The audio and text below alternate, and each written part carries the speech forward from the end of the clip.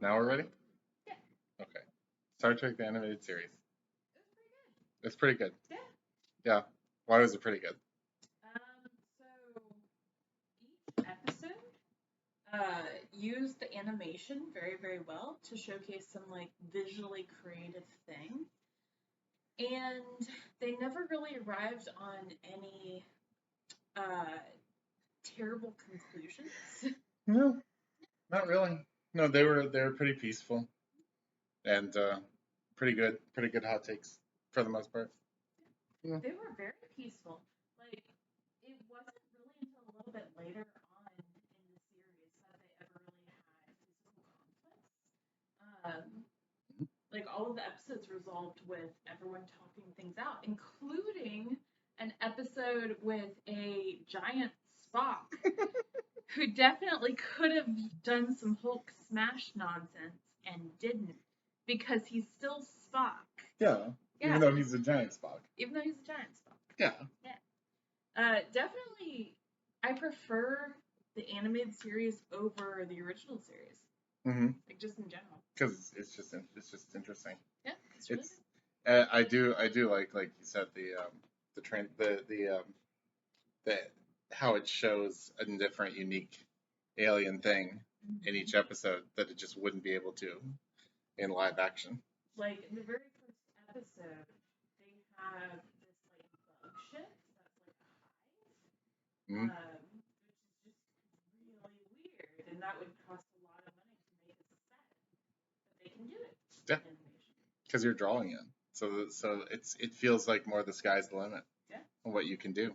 Because if it was the original series, we would have the wobbly sets and the bad green screens Yeah. and the red background for the Or sound stage. Purple. Yeah. Purple alien world background from the western. Yeah. Yeah. The sound stage stuff. And and you can just do whatever in animated series, so it makes it so like really interesting. Oh, that's a cat. What? No.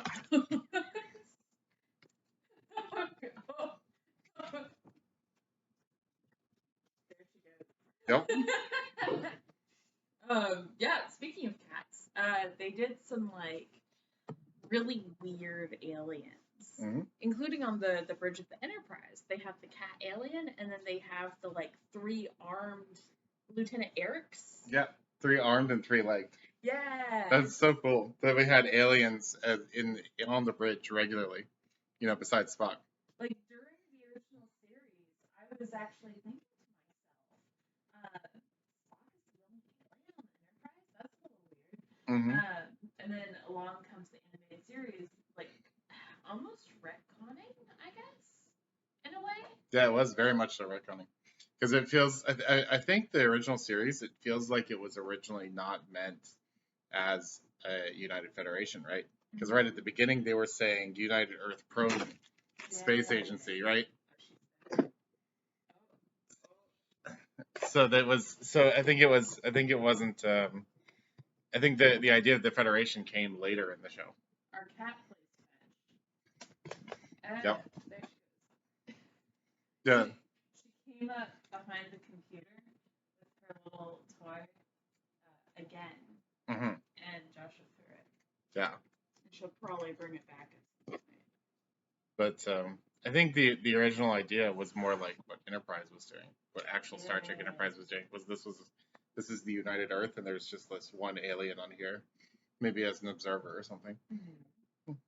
But then it kind of evolved into the Federation. So I think the animated series is retconning it. I feel like the episode in the original series that really made it a Federation was the one where you have all of those Federation ambassadors from a bunch of different worlds together all at once, including like the Andorians, the Vulcans, like Sarek shows up. Like the one time he shows up in that show. Yeah, yeah. And also the like kind of pig looking ones. The Tellarites. Tellarites, yeah. Yep. That's the Journey to Babel. Yeah, That's the one where Sarek almost gets assassinated. I think that's really the episode where they established the Federation. Mm-hmm. That I could tell. Yeah, before that it was really just kind of United Earth. Yeah. Mm-hmm. Let's talk about the episodes. Here we go. You ready? Yeah. You ready? All right, first episode, Beyond the Farthest Star. So yeah, that's the one with like the hive Mhm. ship, like a bug species ship, and I thought it was pretty average. Like Yeah, it wasn't nothing that great. crazy happened, yeah. But they did have like the cool visual aspect of this is a bug ship. Cool. And then there's a non-corporeal alien entity that takes control of the ship. And then they have that alien entity attached to a planet.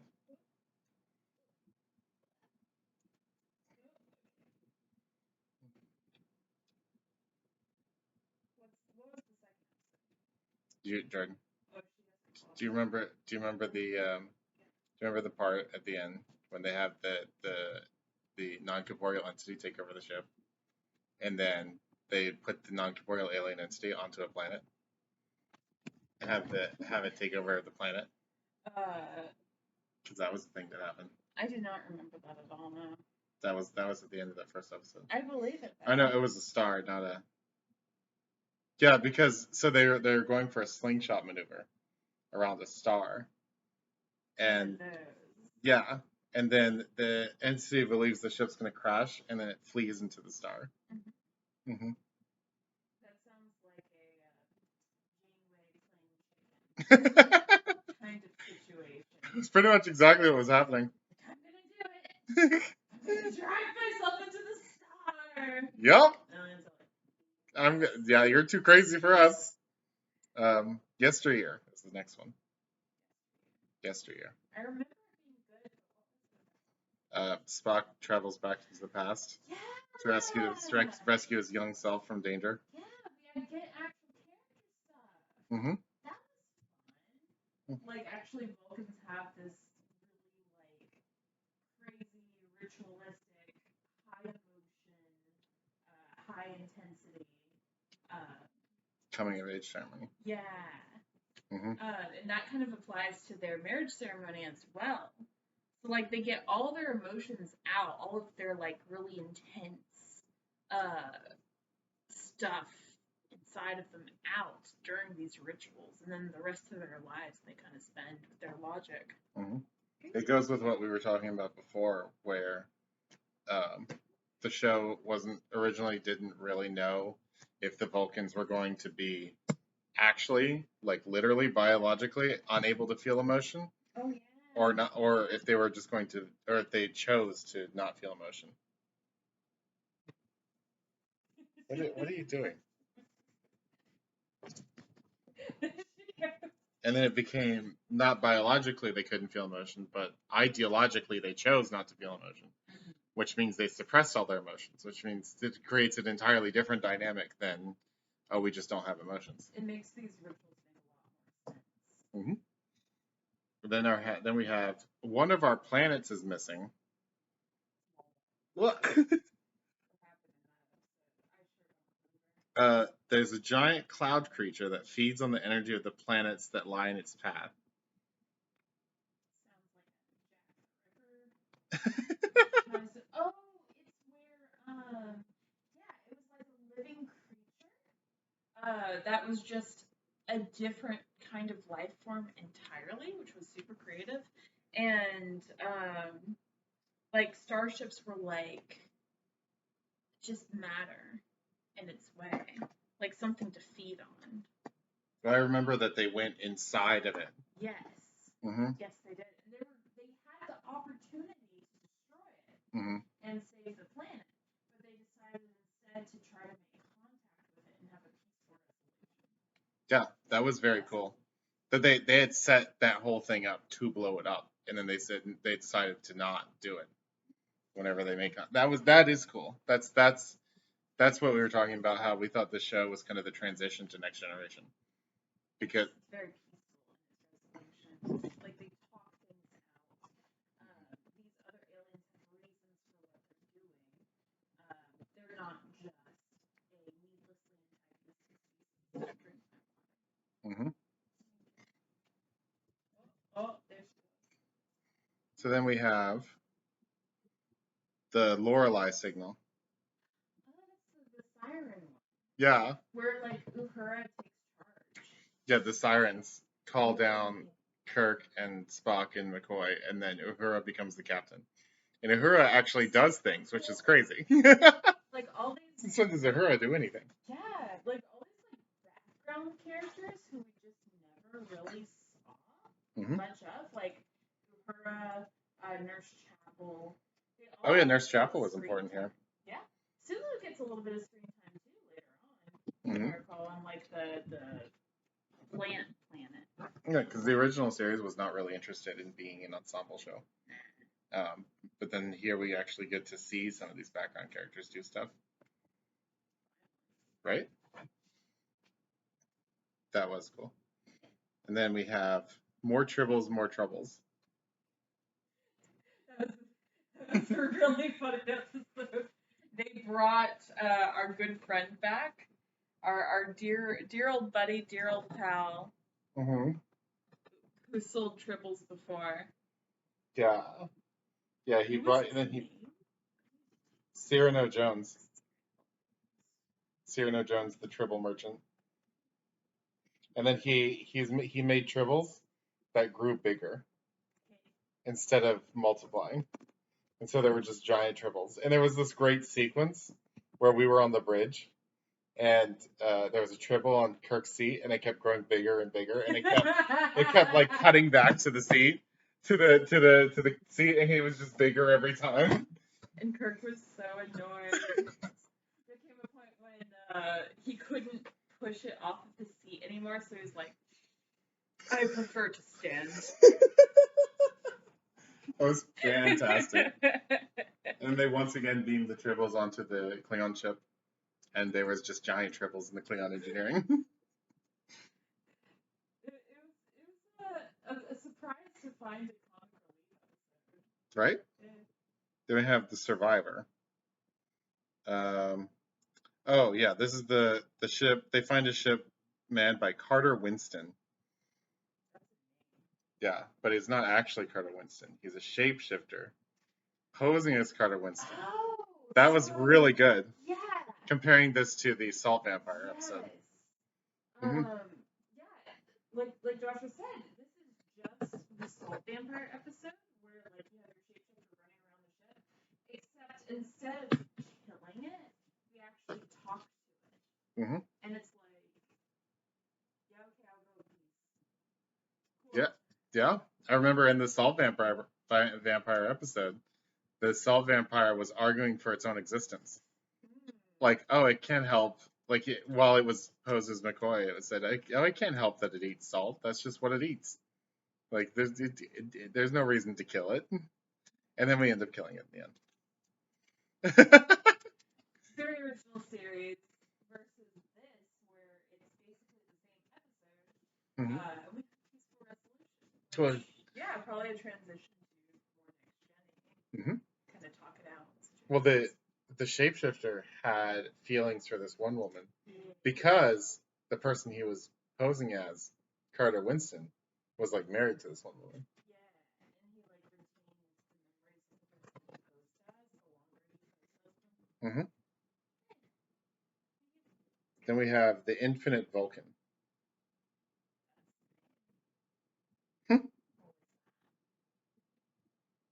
Let's see. So I remember we went to Vulcan at least once. No, I don't think it was. I don't think we went to Vulcan. We went to Vulcan in the second episode. Sulu picks up a plant. It poisons him, and then the aliens, the aliens approach him and then kill him. Yeah. Is this the This one is the giant where there's Spock the one. big yeah. Mm-hmm.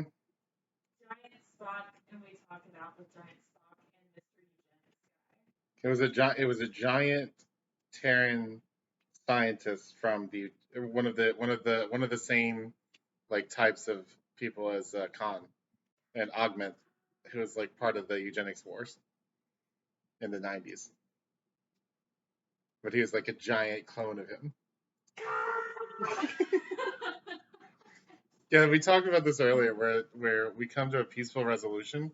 The giant clone of the Augment from the eugenics war like creates a clone of Spock that is also a giant Spock, but the giant Spock is still Spock and acts like Spock, so he's peaceful.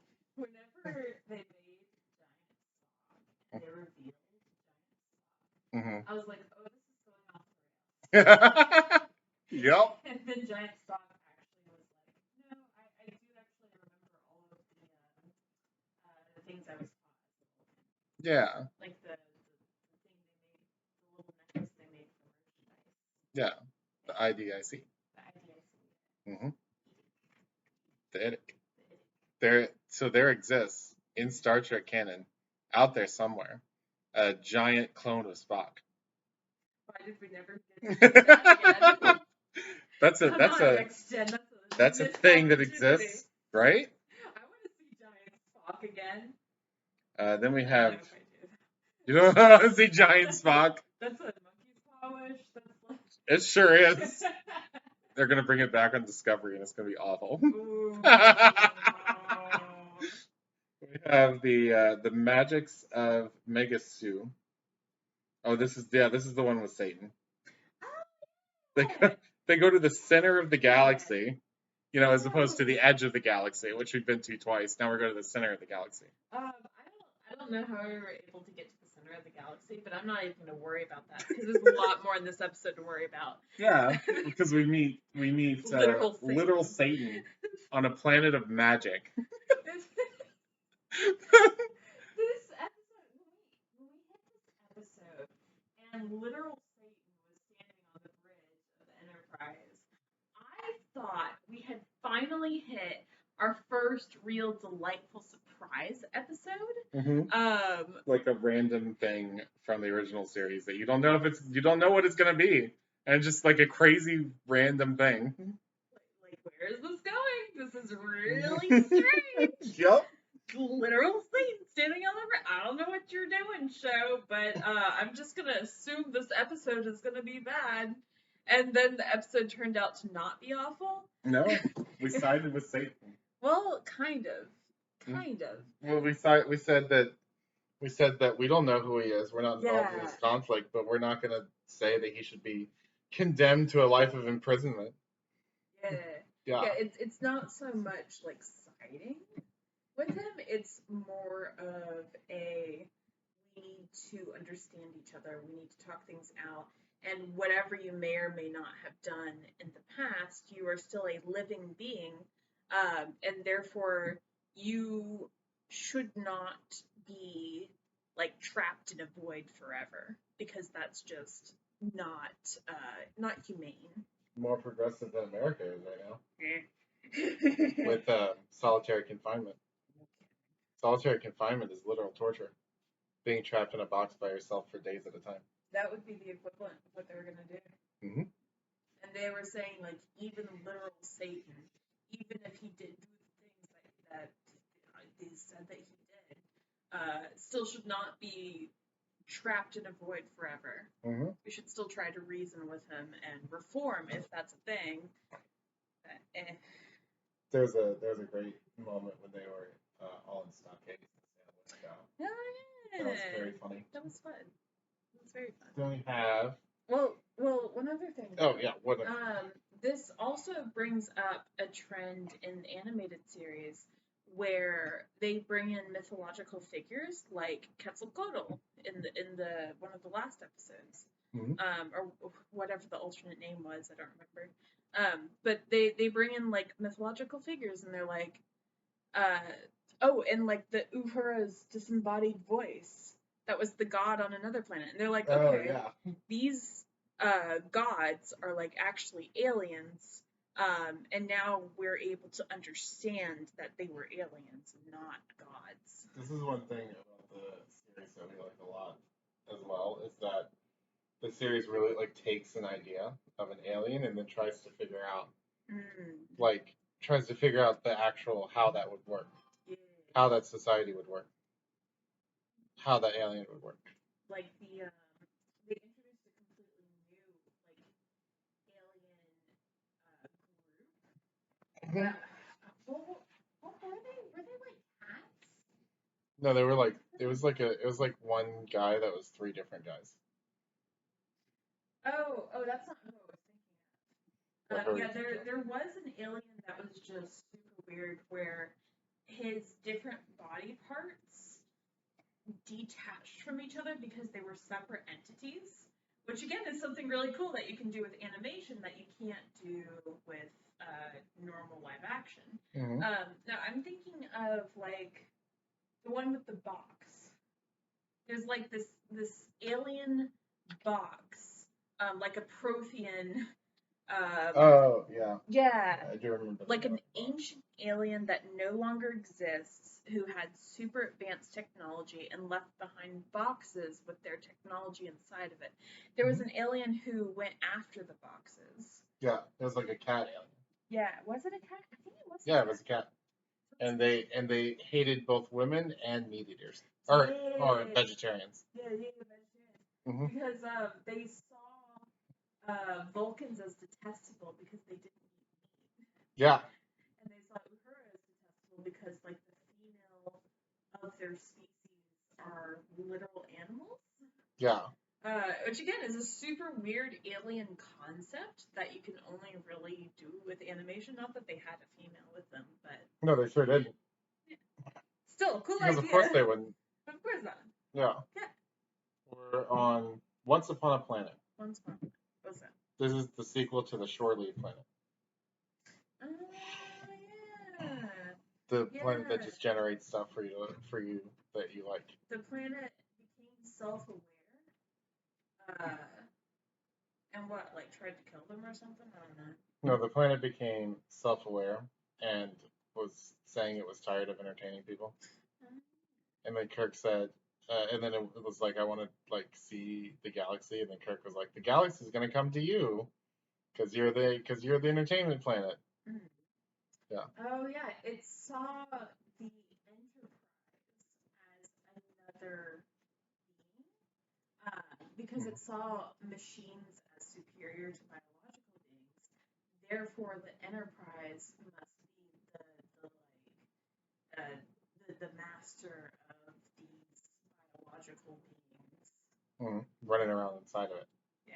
So it was gonna hitch a ride on the Enterprise. Yeah. But yeah, peaceful resolution again. Mhm. Very nice. We have Mud's Passion. God, I forgot they brought Mud back. They sure did bring Mud back. Speaking of an old buddy, old pal. Mud was selling fake love crystals. Do you remember the fake love crystals? I do. I remember they actually made Nurse Chapel's attachment to Spock relevant for a little bit. Yeah, he got her to use a love potion on Spock. I don't remember how it resolved, but I do remember it being very funny. They also had a no homo moment where they were like, these love crystals specifically create intense friendship when it's two men, not romantic feelings, just Nope. so that everyone in the audience knows. No homo. No homo. No homo, guys.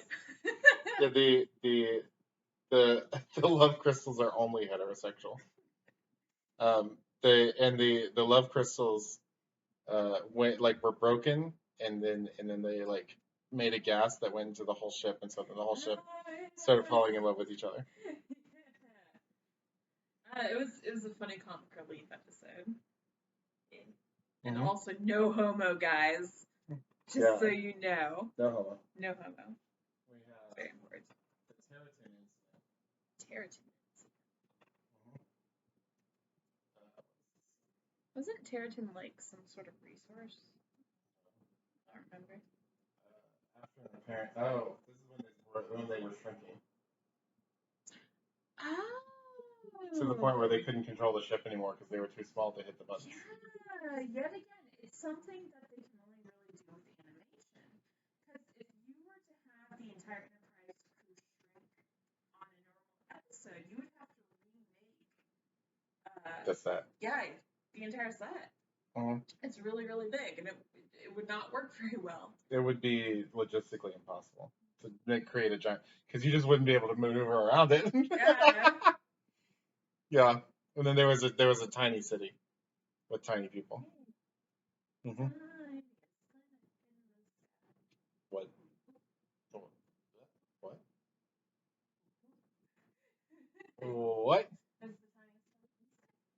see. Yeah.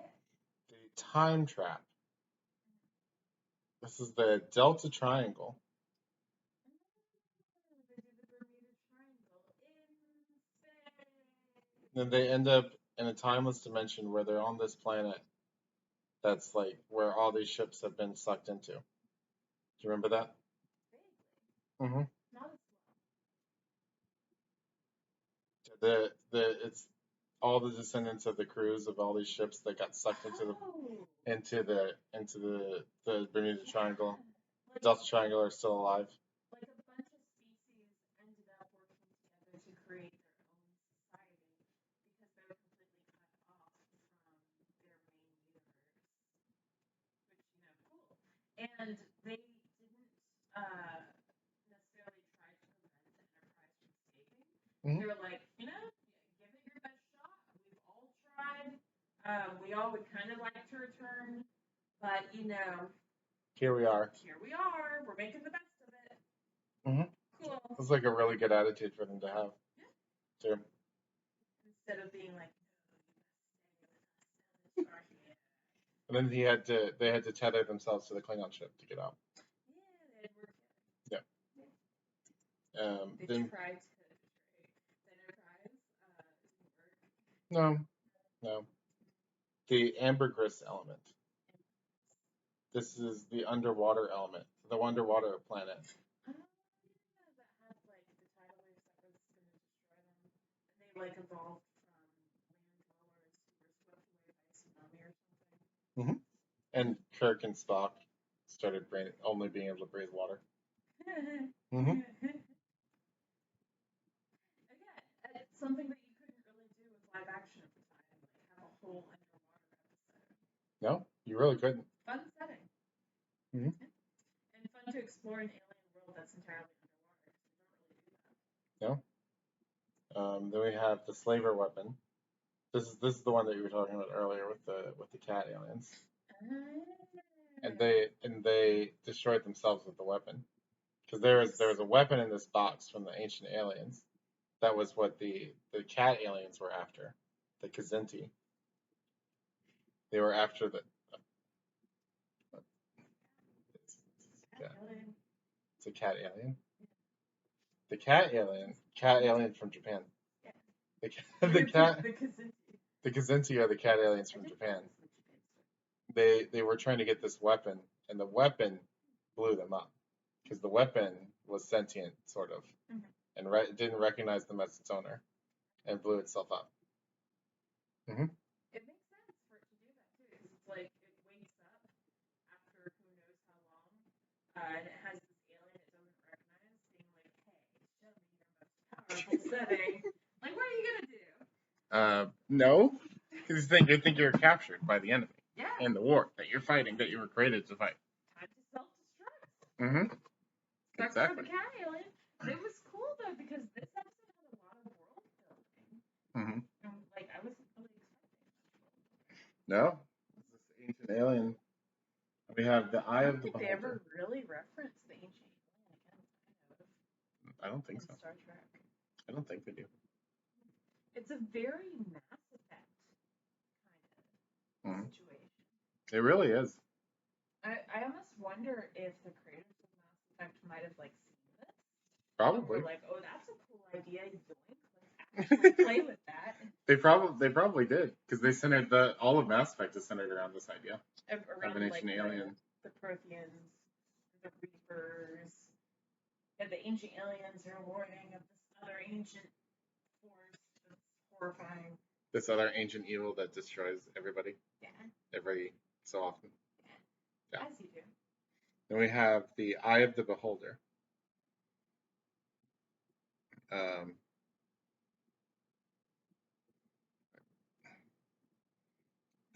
think this might be the one I'm thinking of. Oh yeah, this is when they get put into a zoo. You remember that? Yeah, and like the alien that's holding them super advanced is like telepathic. And whenever Spock tries to make contact with him with his telepathy, they just kind of laugh at him, like, "Oh, how cute." Yeah, like, oh, it's trying to talk. Yeah, like it's the horrible. cat meowing. Yeah. Very cute. Yeah. Again, really weird and interesting visually. Mm-hmm. Then we It have has peaceful resolution too. the jihad. This was Oh, the that's quest. the bird alien. Yeah, when they went on the quest. Yeah.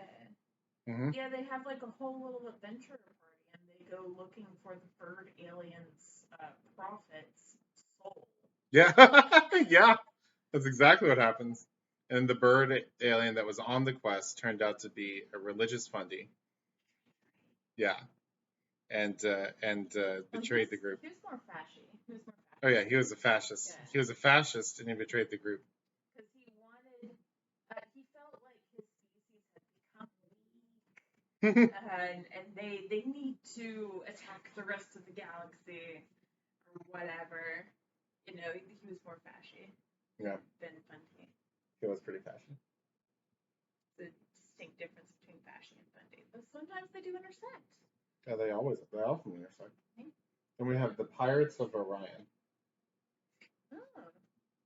Yeah, we got to actually see Orion's being pirates for once. I know, instead of just being sexy green ladies. Yeah. There was a Spock had a fatal disease, and the Orion stole the cure. Whoops. Yeah. I remember in that episode, they actually have an interesting bit of lore on the Orions, in that the Orions are always maintaining neutrality despite being pirates. Mm-hmm. So whenever they do a piratey thing, the Orion, I'm going to call them the Orion Syndicate. The Orion planet, the government. The Orion government has to pretend like it was some one-off rogue captain. Mm-hmm. And the captain has to like self-destruct so they don't get any information out of them. Which, you know, fun idea for a pirate operating in the sun. It's like a whole government of privateers. Yeah. That's the whole point of the government. Yeah. That's fun. Yeah, that is a fun idea. Which makes sense why it's like a criminal organization. Yeah. And it's the Orion Syndicate. Later on. Then we have Bem. Oh God, Bem. That's the alien we were talking about.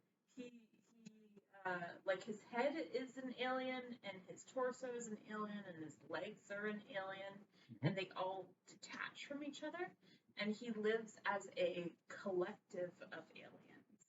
And he behaves in a really odd way that's just completely alien to anything we would understand. There's actually a line where Spock is like, well, yeah, it doesn't make any sense to us, but it probably would make sense to another of his alien species. Mm-hmm. And that's the one that had Uhura as a god. Yeah. Uhura's voice is a god. Uhura's disembodied voice. It was pretty anti-colonial. It was like saying, "Get out of here! I'm the one taking care of these people."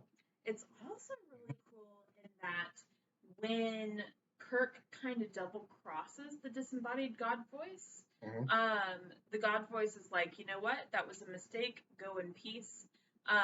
It's only worth punishing someone if they would not learn from their mistake any other way, which is a really cool like idea to land on.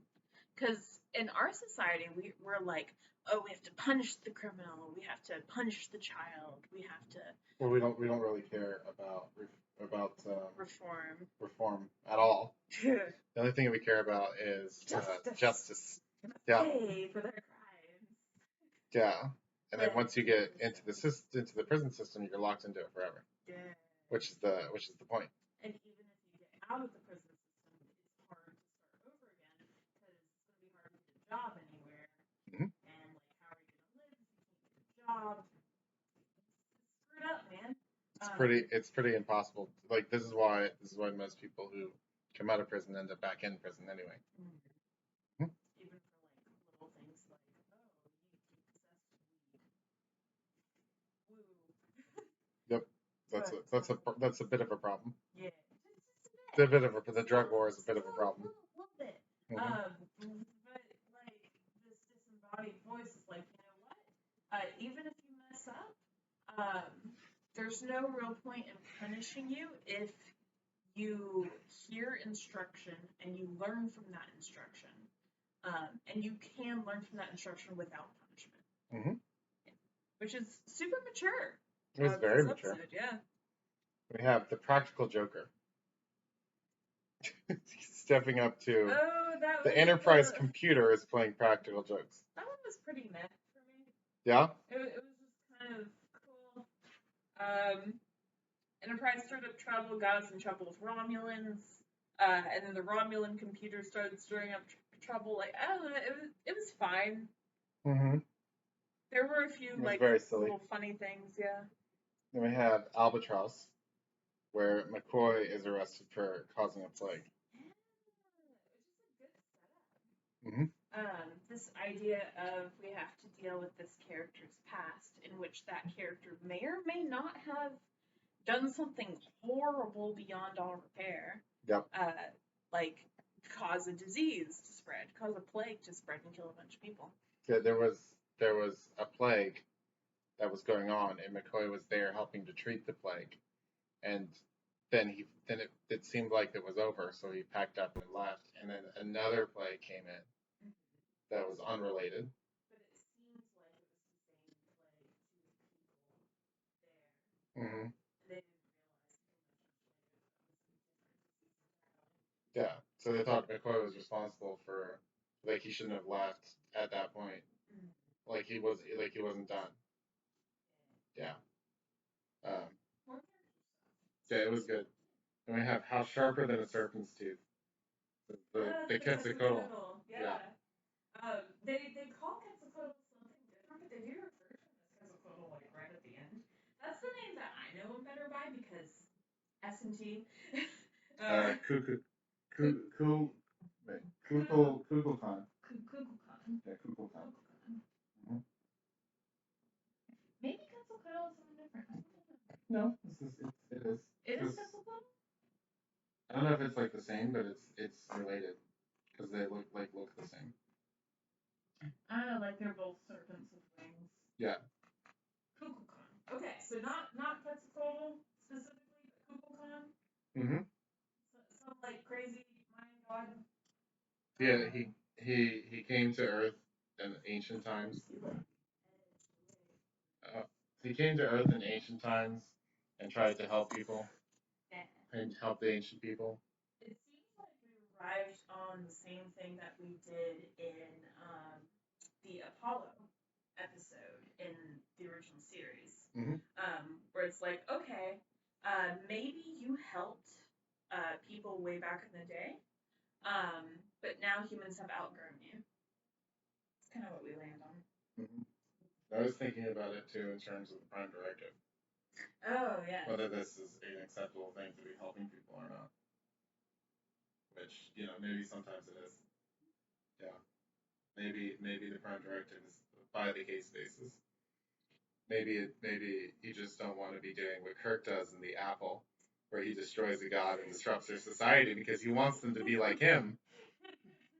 or like Kirk when he takes their holy writings. Yeah. He claims to know the holy writings better than the culture does. Maybe that's the kind of thing the Prime Directive exists to protect against.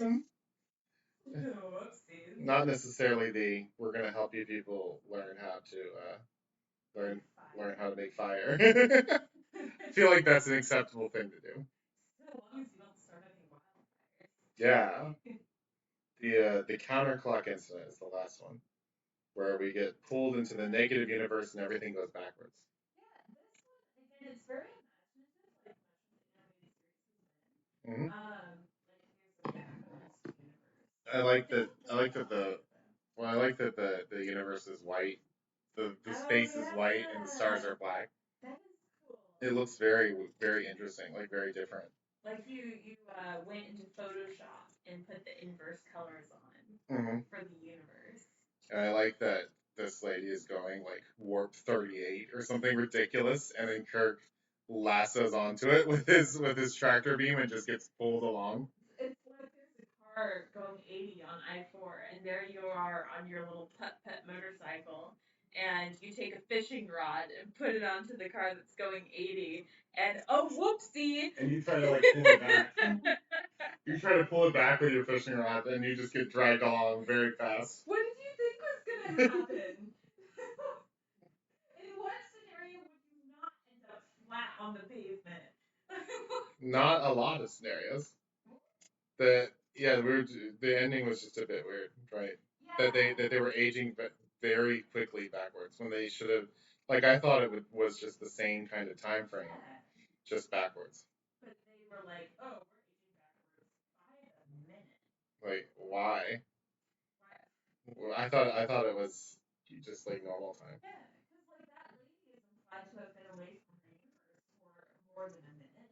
Yeah. And she seemed like her son was still old. Yeah. So either he was friggin' ancient when he was born, Mm-hmm. or there's something wrong with that time frame. Yeah, I don't know what that was about. But yeah, it was fine. Yeah, we saw the first captain of the Enterprise, Robert April. Don't really do much with him. No, he's just there. He's like there to be taken to his retirement party. Yeah. Basically. Even like when he ages backward, all they really do is say, okay, we're young, but it's not worth losing our memories to stay young. Because yeah, when they're aging backwards, everyone's losing their memories because nobody remembers how to run the ship.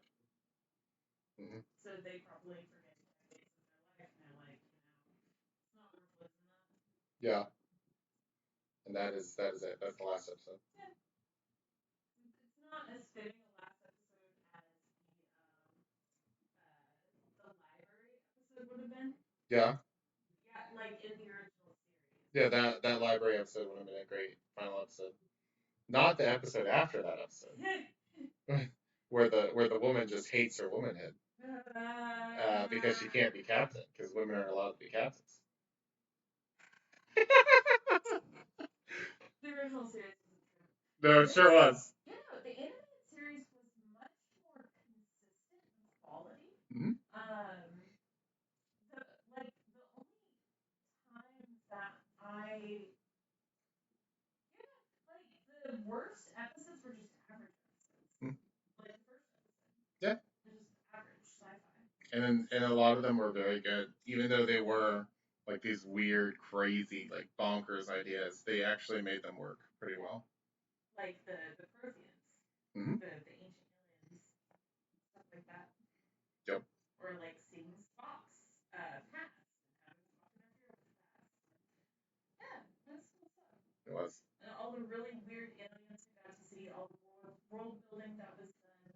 Including the 2 new aliens on the bridge. Yeah. Mm-hmm. That was very cool. We actually get to see that the Enterprise has more than just humans and a single Vulcan. You know what? Do you remember the episode in Lower Decks where they go to the farm? Where like Starfleet puts all its failed experiments and everything. It was like this big remember that? Yeah. Do you remember the captain of that ship? He was the same species as Eric's. Yeah. Huh. Yeah. Oh, that's funny. That's like the one time they've ever referenced that guy. I did not remember Yeah. that. Anyway, we're good. We're now. The original series party is still not over because we have to watch a bunch of movies. Get excited for movies. You're excited for movies. I'm excited for Wales. Yeah.